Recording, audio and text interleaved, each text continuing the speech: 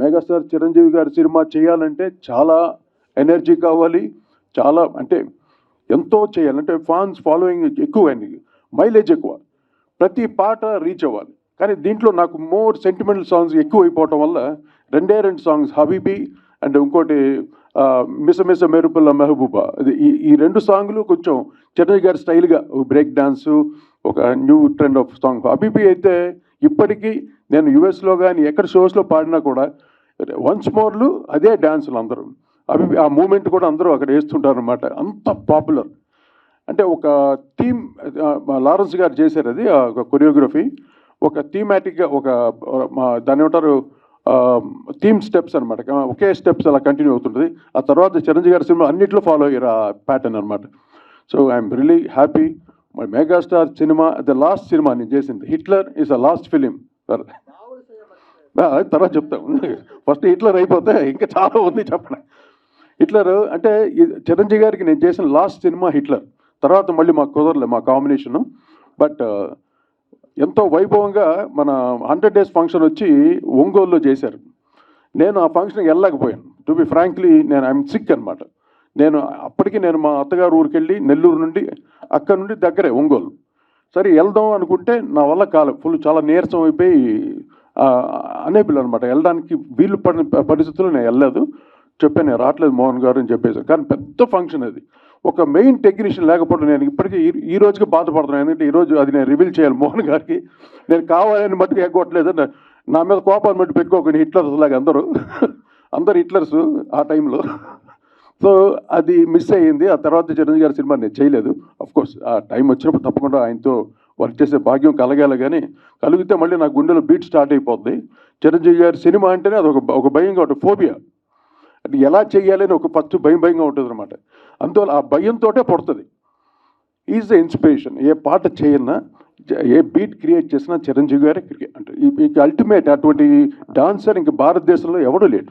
I can challenge that, only megastar. ఆ grace కానీ, ఆ స్టైల్ కానీ, ఈవెన్ కామెడీ టైమింగ్ కూడా, ఇంకా సెంటిమెంటల్ టైమింగ్ కూడా ఈజ్ అల్టిమేట్ స్టార్. ఇంకంతే, దానికి ఇంకా తిరుగులేదు. ఇంకా చిరంజీవి గారి గురించి నేను ఎక్కువ పొగడాల్సిన అవసరం లేదు.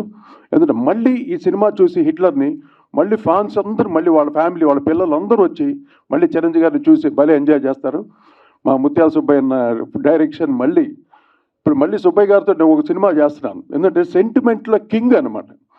ఫస్ట్ నాకే చెప్పాడు సబ్జెక్టు. చెప్పిన తర్వాత నేను చాలా ఎమోషన్ అయ్యాను. ఏంటి సార్, ఏం పాయింట్స్ సార్, ఎక్కడ దొరికింది? అట్లా కాదు భయ్యా, నీకు నచ్చిందా లేదా, ఎక్స్ట్రాడినరీగా ఉంది భయ్యా అన్నాను.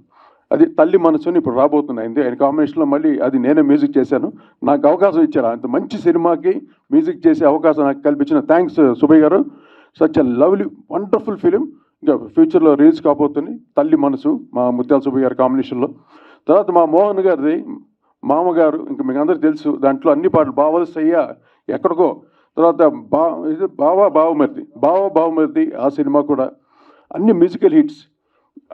అటు కృష్ణ గారు కూడా ఉండేవారు అప్పుడు, మన తిరుపతి ఆయన సీఎం కృష్ణ గారు, మోహన్ గారు ఇద్దరు కలిసి చేసిన సినిమాలు.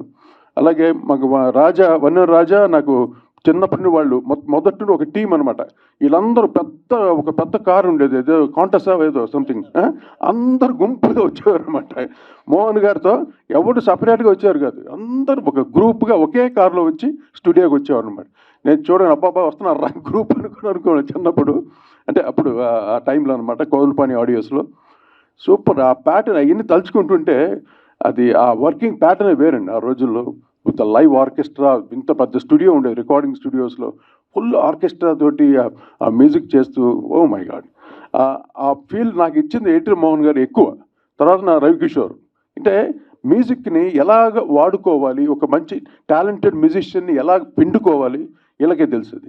అంత చక్కగా నన్ను వాడుకొని మ్యాక్సిమం అంటే ట్యూన్లు కూడా ఒకే ట్యూన్ ఇచ్చేవాడిని నేను. మోహన్ గారు వినగానే ఒకటి, ఇది ఏదైనా నీ కరెక్టా, ఓకేనా, నీకు ఓకే సార్ చాలా బాగా వస్తుంది అని. అంటే ట్యూన్ అంత వేగ్గా ఉంటుంది కదా, ట్యూన్ చూసి జడ్జ్ చేయలేవు. కానీ నేను అది రికార్డింగ్ చేసి ప్రూవ్ చేసేవాడిని అనమాట. అప్పుడు హబీబీ సాంగ్ ఫస్ట్ చేసిన తర్వాత చిరంజీవి గారికి వినిపించాం అనమాట. ఇద్దరు వెళ్ళి చిరంజీవి గారి ఇంటికి వెళ్ళి వినిపించి ఆయన కార్లోనే ప్లే చేసాం. ఆర్కెస్ట్రా అంతా వెయిటింగ్. ఇప్పుడు ఇది ఓకే చెప్పిన తర్వాత నేను వెళ్ళి టేక్ ఓకే చేయాలి. వచ్చి వినిపించేసరికి నాకు నచ్చలేదు కోటి అన్నారు చిరంజీవి గారు, హబీబీ సాంగ్. నేను చేయలేనమ్మా, నీకు పేరు వస్తుంది, నేను చేయలేను ఈ పాట కన్నారు. సార్ ఏంటి సార్ మీకోసం ఇంత కష్టపడి, అంటే బీట్ కొత్త బీట్ అనేది లేదు. ఆయన వేరే మూడ్లో ఉన్నాడు, యాక్చువల్లీ ఆ మూడ్లో లేడు ఆయన. ఎప్పుడు ఆయన ఏ పాటని అలా రిజెక్ట్ చేయలేదు. ఆ రోజు ఏదో ఏ మూడ్లో ఉన్నారో ఏమో కానీ సరే ఇంక మోహన్ గారు చూసుకుందో ఎట్ట ఏంటంటే, మోహన్ గారు ఏం పర్లేదు, ఈ పాట ఆయనకి ఎక్కుతుంది, ఎక్కించే విధంగా మీరు మళ్ళీ దీన్ని ఏం చేస్తారో చెప్పండి. అప్పుడు మళ్ళీ నేను కొంచెం రీమిక్స్ చేసి కొన్ని ఇన్స్ట్రుమెంట్స్ని యాడ్ చేసి ఇంకా బెటర్గా చేసి ఇచ్చామన్నమాట. అప్పుడు అది మోహన్ గారు తర్వాత చెప్తారు మీకు ఎలాగ ఆయన ఆ సాంగ్కి మళ్ళీ ఎలా రియాక్ట్ అయ్యారు అనేది. Great days. అది ఆ రోజు తలుచుకుంటే చాలా ఆనందంగా వేస్తుంది నాకు. So I'm so happy. ఈరోజు హిట్లర్ లాంటి ఒక పెద్ద సినిమాకి మ్యూజిక్ చేశాను. అన్ని songs sentimental and more electronic music, అన్ని బ్యాక్గ్రౌండ్ స్కోర్, టోటలీ ఒక మ్యూజిక్ ప్యాకేజ్ అనమాట, packed with music Hitler. So thank you Mohan గారు, once again I'm very much happy. ఈ సినిమా మళ్ళీ హిట్ అవుతుంది, నో డౌట్. జనవరి 1కి అందరికీ ఒక హ్యాపీ న్యూ ఇయర్ తోటి హిట్లర్ మీ ముందుకు వస్తుంది. అందరూ ఎంజాయ్ చేయండి. మళ్ళీ మెగాస్టార్ ఫ్యాన్స్కి అంతా ఒక ఫ్రెష్నెస్ అనమాట. మళ్ళీ అప్పట్లో మెగాస్టార్ ఎలా చేశారు అని అందరికీ తెలుస్తుంది. అంటే ఈజ్ అల్టిమేట్ స్టార్. ఇంకా ఆయన గురించి ఇంకా ఎక్కువ చెప్పాల్సిన అవసరం లేదు. సో ఇంకా అలాగే ఇంకా వేదిక లభించిన ప్రతి అందరికీను నా ధన్యవాదాలు, కృతజ్ఞతలు. నా ఇంత చక్కటి అవకాశం కల్పించిన మా మోహన్ గారికి, మా ముత్యాల సుబ్బయ్య గారికి థ్యాంక్ యూ వెరీ మచ్. అలాగే మా బాబు మోహన్ గారు, ఏ సినిమా ఆయన ఉంటే ఆ సినిమా హిట్, ఆ సీన్ లేని ఇటు కామెడీ, అంత గ్రేట్ కామెడీని అయినా గ్రేటెస్ట్. అలాగే మా రాజ్ కుమార్ గారు రైటర్, ఎన్ని డైలాగ్స్, ఎంత ఒక టీం అనమాట మేమంతా. ఎవరు పని వాళ్ళు ఒక సబ్జెక్ట్ దొరికితే ఆ సబ్జెక్ట్ని ఏ రకంగా మనం మ్యాక్సిమం మన పవర్ ఎలా పెట్టగలం అన్నట్టు అందరూ అలా వర్క్ చేసి వచ్చిన అందరూ మేమంతా. సో ఈ అవకాశం నిజంగా సాలూరు రేవశ్రీ గారు తనయుడుగా నాకు చాలా గొప్పగా ఫీల్ అవుతున్నాను. అలాగే మా గురుగారు చక్రవర్తి గారి ఆశీస్సులతోటి ఈరోజు కోటిగా మీ అందరి ఆశీస్సులతోటి ప్రతి ఒక్కరి హృదయంలో నా పాటలు ఉన్నాయని భావిస్తూ మీ ముందు సెలవు తీసుకున్నాను. Thank you very much sir. Thank you. God bless you all. Happy new year everyone. Sir ఒక చిన్న రిక్వెస్ట్. సో ఈ సినిమాలో హబీబీ అనే సాంగ్ ఎంత బ్లాక్ బస్టర్ హిట్ అయింది. అఫ్ కోర్స్ అన్ని సాంగ్స్ బాగానే ఉన్నాయి, కాకపోతే ఇప్పుడు మీరు ఈ సాంగ్ కి ఒక చిన్న మెమరబుల్ ఇన్సిడెంట్ చెప్పారు. సో ఒకసారి మీరు పాడితే మేము కూడా రెడీ.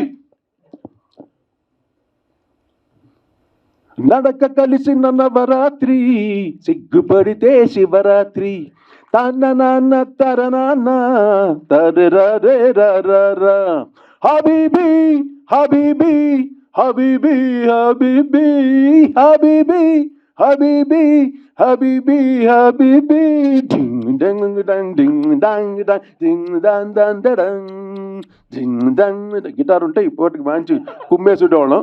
ఓకే, మళ్ళీ ఈసారి మళ్ళీ ఇదే హిట్లర్ రిలీజ్ 100 days ఫంక్షన్ చేయాలి. అప్పుడు నేను గిటార్తో పెర్ఫామ్ చేయకపోతే అప్పుడు అర్థం. ఓకే, మెగాస్టార్ ఫ్యాన్స్ అందరికీ మళ్ళీ ఈ సినిమాని మీ ముందు బాగా మళ్ళీ సూపర్ హిట్ చేయాలి మీరు మళ్ళీ. Okay, thank you guys, love you.